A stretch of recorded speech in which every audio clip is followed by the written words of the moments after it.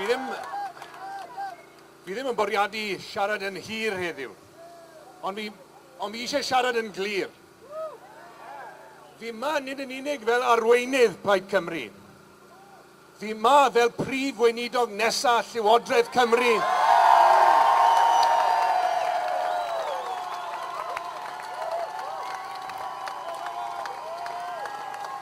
Llywodraeth fydd yn deddfu dros creu referendwm annibyniaeth i Gymru.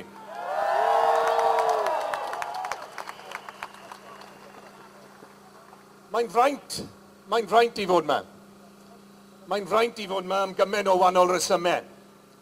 Nid yn unig i gynrychioli'r blaid, fel rhan o'r mudiad ehangach hon, ond i gynrychioli rai sydd ddim yn medru bod yma gyda ni.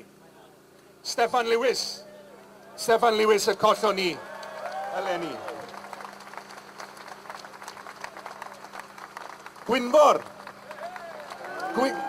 Gwynfor a chenedlaeth gyfan nath y berthu gyment i weld y dydd yn dod at deffroad hwn.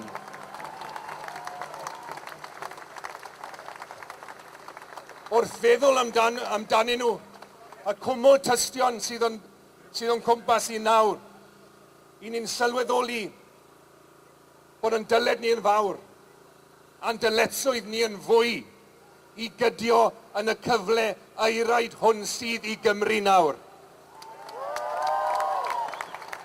Mae'n fraint i fod yma. Mae'n fraint i fod yma, achos bod fi'n rhydd i fod yma. Penwythnos diwetha, nes i ymweld â'r arweinwyr Catalan sydd yn y carchar yn Madrid oherwydd bod nhw wedi sefyll lan dros annibyniaeth i gwlad nhw.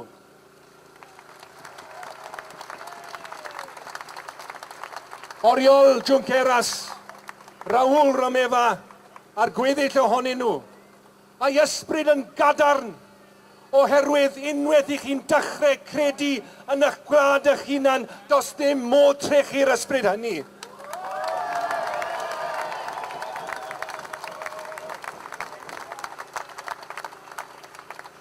A'r geiriau o'n nhw moyn traddodi i chi heddiw oedd hyn, rhyw ddydd gyfeillion byddwn ni'n cwrdd fel pobl rydd a fel pobloedd rydd, Cymru a Catalonia.